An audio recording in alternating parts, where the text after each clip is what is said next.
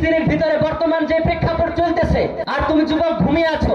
আচ্ছা, আমরা কিছু বিকাশ আছে, কিছু কি আছে, বিকাশ আছে, বিকাশে টাকা দিই। বিকাশে টাকা পাঠাইতে আপনারা কি সবাই রাজি আছেন? তাতে রাজি আছেন? নাই। অথচ কিন্তু আপনারা দিচ্ছেন। আমাদের ইসরায়েলি পণ্যগুলো বর্জন করতে হবে। ইসরায়েলি পণ্যগুলো জানি আমরা ইসরায়েলি কিছু পণ্যের নাম বলি।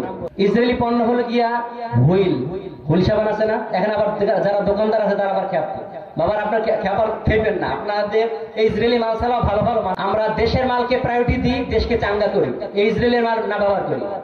লাক্স সাবান, হুইল সাবান,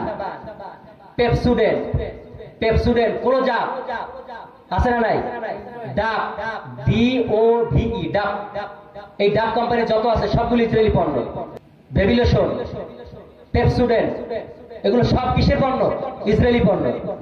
কুরকুরে, 7 আপ, মেরিন্ডা, স্পিরিট, আর অভাব নেই। কোকা কোলা, পেপসি, আরো আছে। আপনি ইসরায়েলের বিপক্ষে ফিলিস্তিনের পক্ষে গিয়া ধরে দিয়ে আপনি মিছিল দিতেছেন, কিন্তু পায়ের ভিতরে বাটা কোম্পানির জুতা লাগাই আপনি কি করতেছেন? দিতেছেন। তাহলে কি হবে? হবে। আমরা বুঝতে পারতেছি এটা আমাদের ইমানই চেতনা, আমাদের ইমান থাকবে না। কেউ যদি এই সমস্ত বিষয় বুঝেও তারপরও এই সমস্ত ইসরায়েলি পণ্য ব্যবহার করি, তাহলে আমাদের ইমানের ভিতরে ঘাটতি হবে, ইমান থাকবে না। তাহলে ইমান আমরা রাখতে চাই কি চাই না? আমাদের মুসলমান ভাইদেরকে সহযোগিতা করতে কি চাই না? আমরা ব্যবহার করব না, আমরা ব্যবহার করব না। কে কে ব্যবহার করবেন না ইনশাআল্লাহ? এখন এরপর থেকে আমরা ইসরায়েলি পণ্য আর কে কে ব্যবহার করব না? হাত তুলি সবাই, আল্লাহু আকবার বলে হাত তুলে দেখাই, সবাই দেখাই যাই। আর আমরা ইসরায়েলি পণ্য ব্যবহার করব না, বর্জন করতে পারবো যদি ইসরায়েলি পণ্যটা দেশি পণ্যের থেকে যদি ভালো হয়ে থাকে। তারপরও কয়েকদিন মেহমানদারদেরকে খাওয়াইছেন দাওয়াতে, এখন কি খাওয়াবেন?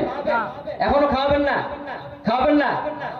হয়তো আমাদেরকে 18 পায়, তাদেরটা 20 পাবে, তারপর খাওয়ানো যাবে না ইসরায়েলি পণ্য। কি হয় স্বাভাবিক, এখানে যেই ছোট দোকানদার আছে না, এই পণ্যটার একটা বেনিফিট, এই যে পণ্যটার টাকা দিয়ে কিনে সে একটা এই টাকাটা দেয় হলে বড় দোকানদারের কাছে। কার কাছে? বড় দোকানদারের কাছে। ওই বড় দোকানদার সে দেয় হলে গিয়ে মাহাজনের কাছে। ওই মাহাজন আবার এই বাংলাদেশে ইসরায়েলের যেই মেন সিও আছে না, একজন মেন যেজন, ওনার কাছে টাকাটা যায়। আর উনি কি করেন? উনি একটা বেনিফিট তাদেরকে দেয়। কেন? তাদের লোগো এবং তাদের নাম ব্যবহার করে না, এই জন্য।